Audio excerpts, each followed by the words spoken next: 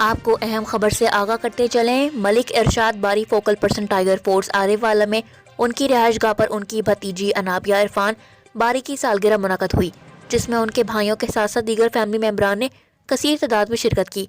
तकरीब में सालगिरह का केक काटा गया और मुख्तलिफ इक़साम के खानों से मेहमानों की तवाज़े भी की गई। खसूसी report Sajjad Anwar Mughal, special reporter Pakpattan Dewan news channel HD।